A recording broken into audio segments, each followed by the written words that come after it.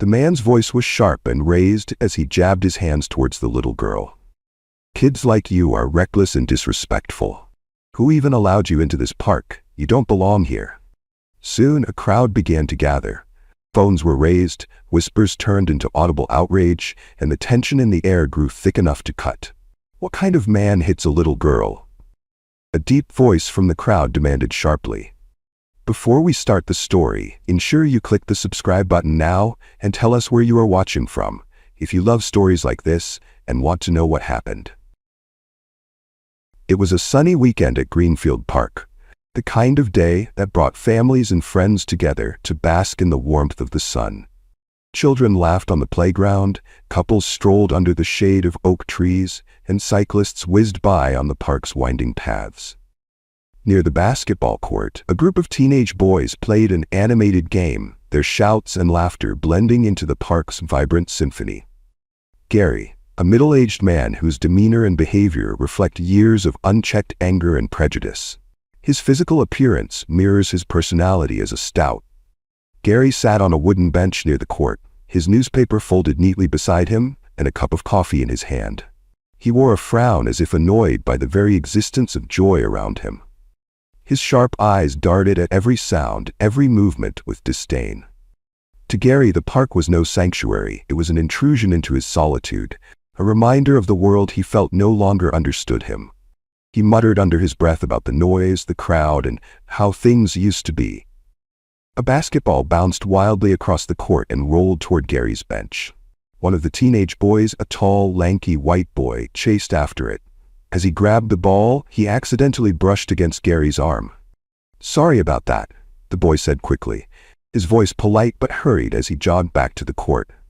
Gary glared after him but said nothing, muttering under his breath, "At least he belongs here." The boy's apology, or maybe the color of his skin, had been enough to diffuse his irritation. For now, Maya, a 9-year-old black girl with a smile that could brighten the darkest day, rode her pink bike a short distance away. She wobbled slightly as she turned the handlebars, still learning to balance without her training wheels. Her mother, Lisa, watched from a picnic blanket nearby, her book forgotten as she kept an eye on Maya. Lisa's gaze softened as she saw her daughter stop to help a much younger child who had dropped their ball. "That's my girl," Lisa murmured to herself, pride swelling in her chest. Maya waved at the child and hopped back onto her bike, her laughter trailing behind her as she rode toward a shaded corner of the park. There, a man with a weathered guitar sat cross-legged on the grass, strumming softly. His music was slow and thoughtful, adding a gentle undertone to the park's lively sounds. Maya stopped her bike near him, captivated by the melody. She clapped her hands when he finished, her face lighting up with excitement. "That was amazing," she said, digging into her pocket and pulling out a crumpled dollar. She handed it to him with a big smile. "This is for you." The guitarist's eyes widened with surprise and gratitude. "Thank you, young lady," he said. "You've got a kind heart." From his bench, Gary watched the interaction with a sour expression. "Parents these days don't teach their kids any sense," he muttered to himself. "Talking to strangers, throwing money around. They don't know better." His muttering grew louder, catching the attention of Lisa, who had been watching Maya from a distance. Lisa frowned, noticing Gary's glare. Something about his expression unsettled her, but she chose not to confront him. Instead, she pulled out her phone and sent a quick message. "Park's busy today. Can't wait for you to join us." The reply came almost instantly. "Be there soon." Lisa smiled, reassured. She glanced back at Maya, who was now riding her bike again, heading toward the open paths near the benches. Gary's irritation boiled over as Maya approached. He couldn't explain why her presence bothered him so much. Perhaps it was the joy she exuded or the way she carried herself. Or maybe, deep down, his prejudices ran far deeper than even he cared to admit. Maya's laughter echoed through the park, a joyful sound that blended with the hum of families picnicking, children playing, and dogs barking in the distance. But her joy became the catalyst for something darker when she unknowingly brushed against Gary's shoe with her bike pedal. As Maya's bike neared his bench, she wobbled slightly. Her balance faltered, and the pedal scraped against Gary's shoe. Startled, she jumped off the bike, clutching the handlebars tightly. Gary stood abruptly, his face twisted with anger. "What's wrong with you, kid?" he barked, his voice so loud it silenced nearby chatter. Maya's eyes widened in fear. "I'm sorry, sir," she stammered. "I didn't mean to." "Sorry?" Gary interrupted. "Kids like you always think you can do whatever you want. No respect for other people's space." Maya froze, tears welling in her eyes as Gary's words sliced through her. Parkours began to notice the commotion. Lisa saw the confrontation from a distance and immediately stood up, her heart racing. She started walking quickly toward them, her protective instincts kicking in. Maya tried again, her voice shaking. "I didn't mean to hurt you, sir. It was an accident." "Accident?" Gary snapped. "People like you are always causing accidents. Maybe if your parents taught you some manners, this wouldn't happen." Was Gary right to judge Maya just by a little mistake? Click the subscribe button if you believe Gary was wrong. Only those who believe Gary was right won't subscribe. Gary stood abruptly, his face contorted with anger, pointing a trembling finger directly at Maya. He yelled, his voice sharp and cutting through the park's peaceful ambiance. Maya froze, her smile fading as fear clouded her wide eyes. She stammered an apology, her voice barely heard. "Kids like you are reckless and disrespectful. Who even allowed you into this park? You don't belong here." His finger jabbed toward her face as he loomed over her small frame. Parkgoers nearby began to take notice. Conversations hushed and heads turned toward the growing commotion. A jogger paused mid-stride, frowning as he watched the scene unfold. A mother pushing a stroller stopped a few feet away, muttering under her breath, "He's always like this." Maya's fear deepened, her small body trembling under Gary's imposing glare. She tried to explain again, this time crying, her voice breaking. "I'm really sorry. It was an accident." But Gary refused to let it go. His anger burned hotter, fueled by something far uglier than just a scraped shoe. He muttered something under his breath, something venomous, and then his voice erupted again. "Accident? I don't care if it was an accident." The jogger, sensing the situation escalating, stepped forward cautiously. "Hey, man," he said, his tone calm but firm. "She's just a kid. Take it easy." Gary turned sharply, his anger now redirected. "Mind your own business," he snapped. "This has nothing to do with you." The jogger held his ground, glancing briefly at Maya, who was now clutching her bike and fighting back tears. The jogger's voice softened, almost pleading. "Come on, look at her. She's scared. There's no need for this." But Gary's anger only grew. He waved his arm dismissively, his voice dripping with sarcasm. "Oh, sure. Let's all just excuse bad behavior. That's what's wrong with this world. People like her." His words trailed off into something even more vile, something that caused audible gasps from the gathering crowd. Before Maya or anyone could react, Gary's rage boiled over. He raised his hand and struck Maya's face with a sharp punch, telling her to keep quiet. The force knocked her off balance, and she fell to the ground, clutching her face as tears spilled down her cheeks. The park froze. For a moment, there was only silence, broken by Maya's soft, pained cries. Then came the gasps, the murmurs, the frantic sounds of people reaching for their phones to record the incident. Maya's mother, Lisa, already walking from a far distance, sprinted towards her daughter, her face a mix of panic and fury. "What is wrong with you?" she shouted, her voice echoing across the park. She knelt beside Maya, cradling her in her arms and checking her for injuries. Maya, through her tears, whispered something to her mother. Her voice was so soft that only Lisa could hear it. "He punched me?" she asked, her words tinged with fear and pain. Maya's tiny frame crumpled to the ground, her cheek red and swelling from the force of the punch. The joyful chatter of the park fell silent, replaced by the shocked gasps of bystanders. She clutched her pink bike. Her knuckles white as tears streamed down her face, mixing with the dirt on her cheek. Lisa's jaw tightened. Her hands trembled as she pulled out her phone, her fingers moving quickly over the screen. If you were in Lisa's shoes, what would you have done? Click the subscribe button now to get justice for Maya and Lisa. Lisa's expression was one of barely contained rage, but her voice remained calm as she spoke softly to Maya. "It's okay, baby. Your father is coming." Gary, meanwhile, showed no sign of remorse. He doubled down, waving his arms angrily as he addressed the crowd that had now formed around him. "She should have stayed out of my way," he shouted. "Kids these days have no respect. None." The jogger, still standing nearby, pulled out his phone and began recording. Gary noticed but didn't stop his rant. If anything, the attention seemed to fuel his arrogance. "Go ahead," he sneered. "Record all you want. I'm not the bad guy here. She's the one who caused this mess."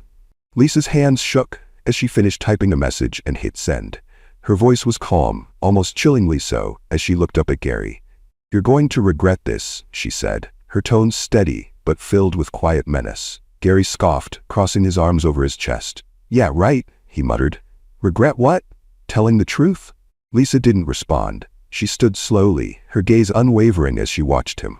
The park-goers, now filming from various angles, murmured among themselves. Some whispered words of outrage. Others speculated about who Lisa had just contacted. As the tension grew, one thing became clear. The day's events were far from over, and Gary, for all his bluster, had no idea what was coming next. Some parents hurried their children away, whispering to them softly, but others began inching closer, curiosity and concern etched on their faces. Whispers spread through the crowd like wildfire. "What happened? Did he hit her?" "That's a little girl." Gary, standing a few feet away, crossed his arms defiantly, his face flushed with anger. "This is ridiculous," he spat, his voice rising. "She ran into me. What was I supposed to do? Just let it happen?" The crowd grew larger. A group of teenagers from the basketball court wandered over, their game forgotten. Among them, a tall, middle-aged man stepped forward. His expression darkened as he looked from Maya to Gary. "What kind of man punches a kid?" he asked, his voice steady but carrying a dangerous edge. Gary turned to him, his eyes narrowing. "Stay out of this," he snapped, his tone sharp and dismissive. "You don't know what happened here." The man took another step forward, his gaze unwavering. "I don't need to know the details. I saw enough. You hit her." Gary threw up his hands, his frustration bubbling over. "She was being reckless.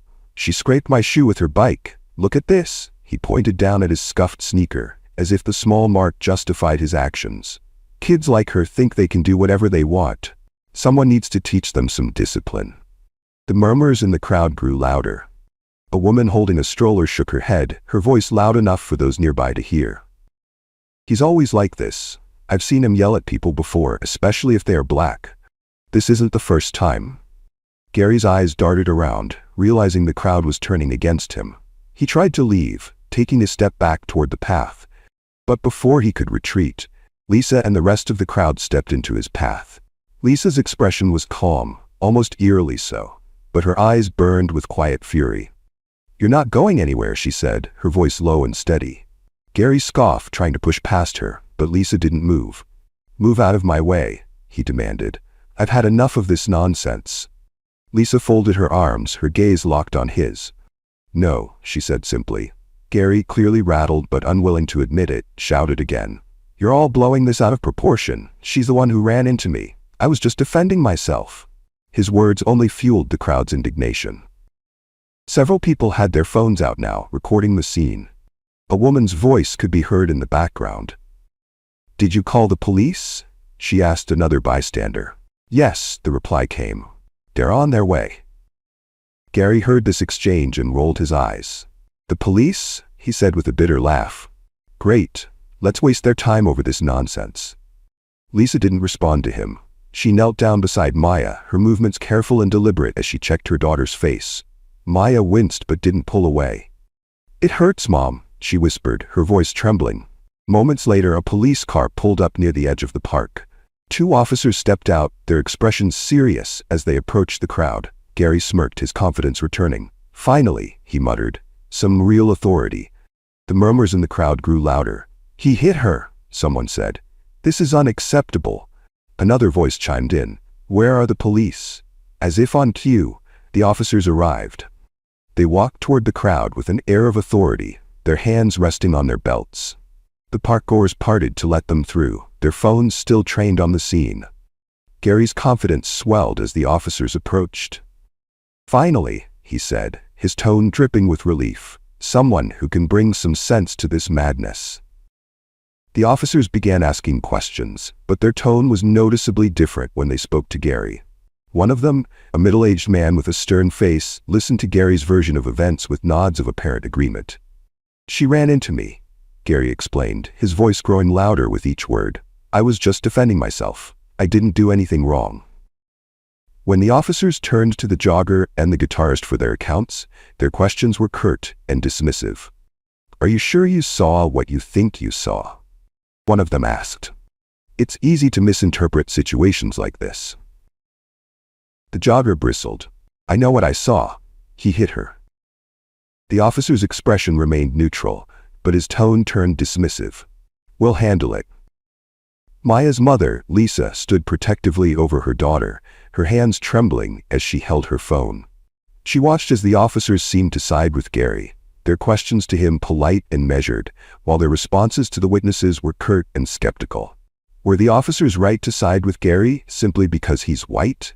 Click the subscribe button if you believe they were wrong. Only those who love their prejudice won't subscribe.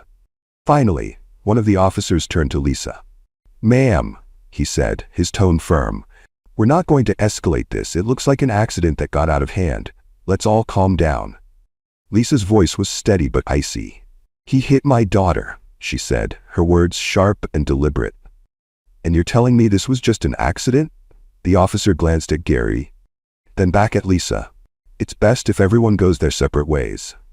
What would you do when the very ones meant to protect you are blinded by their prejudice? Lisa's jaw tightened and her hand gripped her phone tightly.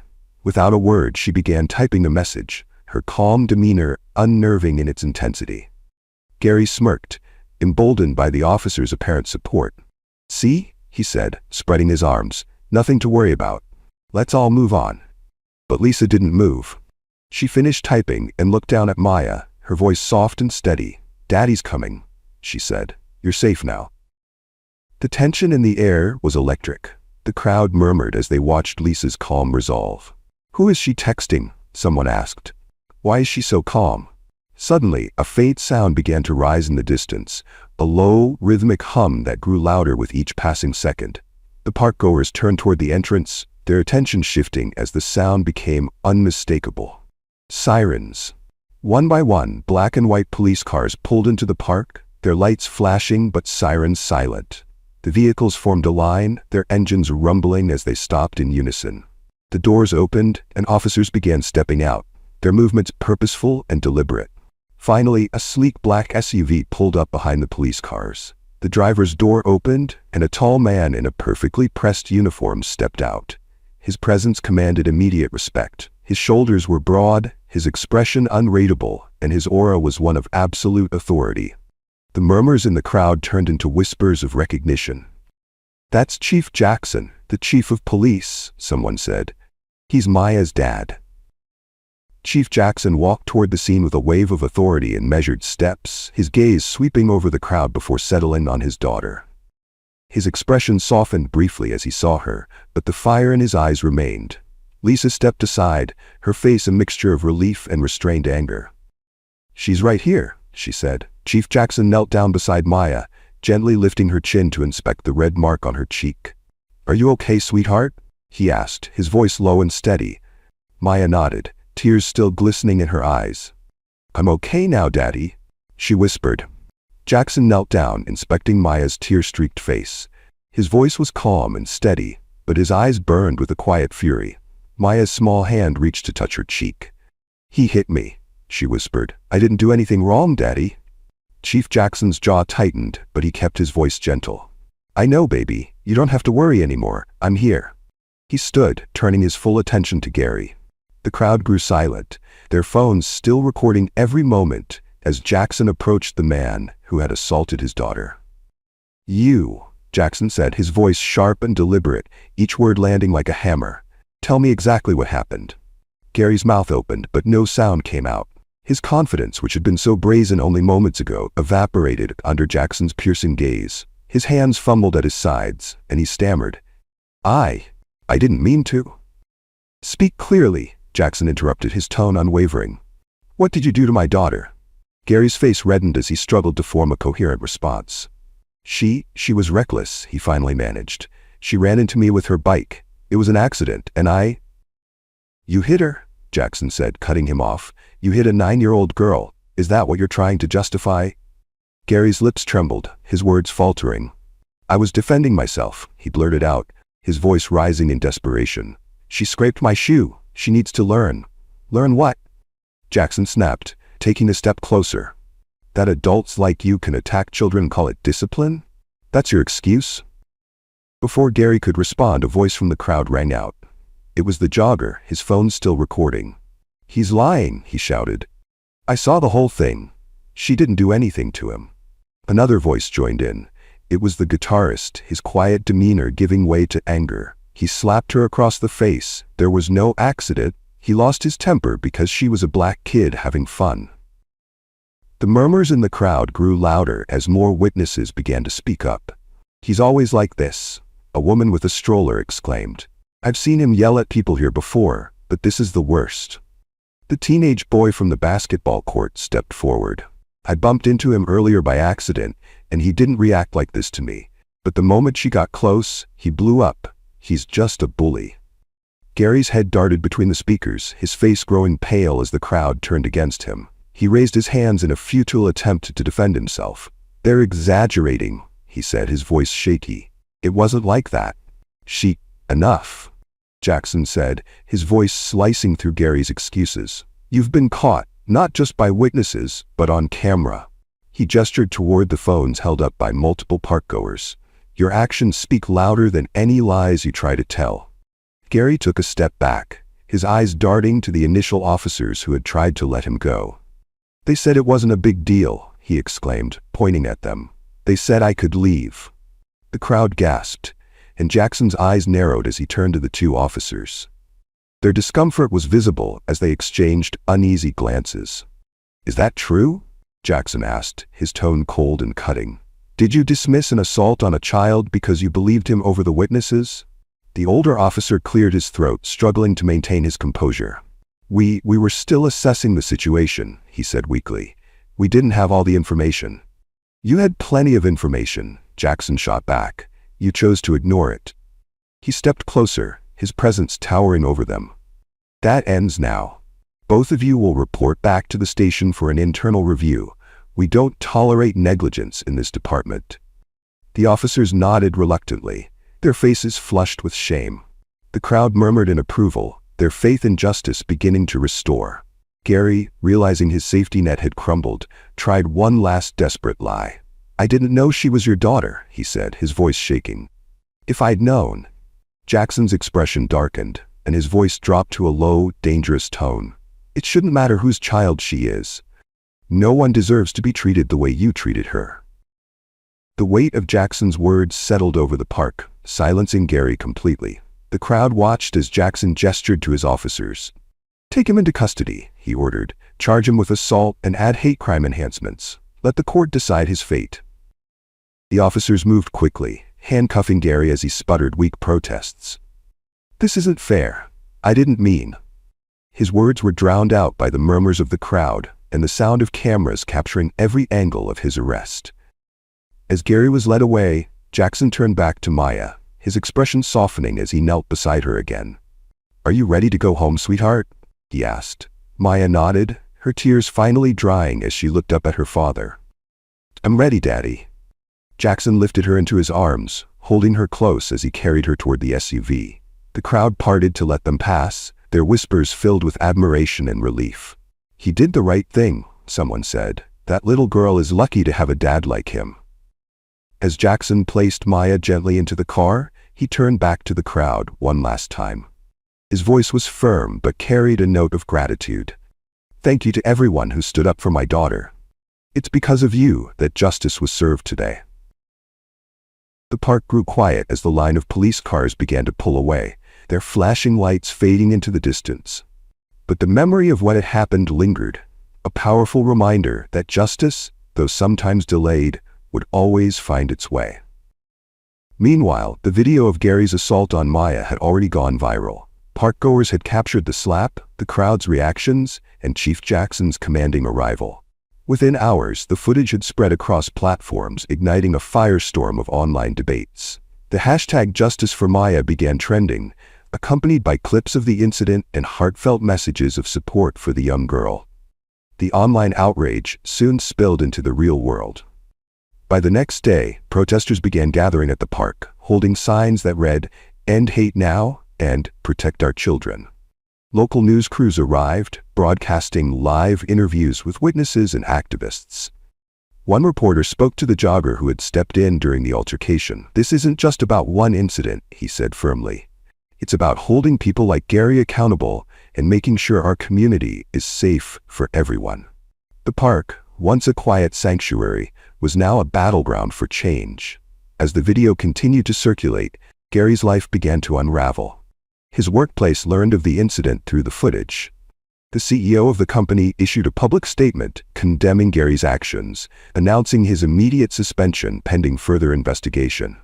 Neighbors began speaking out as well. "He's always been unpleasant," one woman said during a local interview.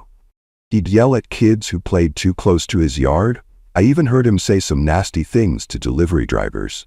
But this is beyond anything I could have imagined." Another neighbor described years of tension. "We always knew something wasn't right with him," he admitted. "But after seeing what he did to that little girl, I can't stay silent anymore." Gary's isolation grew as the stories mounted. The world he had tried to dominate with his arrogance and cruelty was now turning against him, piece by piece. In the weeks that followed, the park underwent a transformation. What had once been a scene of injustice became a symbol of resilience and unity. Community leaders organized events to celebrate diversity, inviting families of all backgrounds to come together. Maya, now more confident than ever, returned to the park with her family. She rode her bike along the same path, greeted by cheers and waves from other parkgoers. The jogger, the guitarist, and even the park ranger were there, offering her words of encouragement. Chief Jackson, standing proudly beside Lisa, delivered a powerful statement to the gathered crowd and reporters. "This isn't just about Maya," he said, his voice resonating with conviction. "It's about creating a world where no child has to fear being themselves, where kindness and respect are the norm, not the exception." The crowd erupted in applause, their voices united in a call for justice and change. The park, once tainted by Gary's actions, had become a place of hope and strength. Maya's story, though painful, sparked a movement that reminded everyone, even in the face of hatred, courage and unity could prevail. The park remained a hub of activity, not with conflict, but with purpose. Volunteers gathered to restore the park's peaceful atmosphere, planting flowers, repainting benches, and hanging signs promoting kindness and inclusivity. Families returned, bringing their children, who now felt safe to play without fear of hostility. In court, Gary faced his charges with no one to defend his behavior. Witnesses, including the jogger, the guitarist, and even the park ranger, testified against him. Their accounts painted a clear picture of a man whose unchecked anger had finally caught up with him. The court handed down a sentence that included community service and mandatory participation in anti-bias training, ensuring he would face his actions and learn from them. The park became a gathering place for conversations about justice, unity, and growth. Weekly events brought families together to celebrate diversity, picnics, music festivals, and storytelling circles that encouraged empathy and understanding. Maya, always at the center of these gatherings, became a voice for change despite her young age. At one such event, Maya stood on a small stage next to her father, holding his hand tightly as she addressed the crowd. Her voice, though soft, carried strength beyond her years. "I was scared that day," she admitted, her eyes meeting those of the children in the audience. "But my daddy told me that we don't have to stay scared. We can stand up, even when it's hard." The crowd applauded, many wiping away tears. Chief Jackson stepped forward, his hand on Maya's shoulder. "This park has become more than a place to play," he said, his deep voice resonating across the space. "It's become a symbol of what we can achieve when we come together. Hate thrives in silence, but love and courage can overpower even the loudest voices of fear." If you love this story, don't forget to subscribe, like, and share for more. See you in the next one.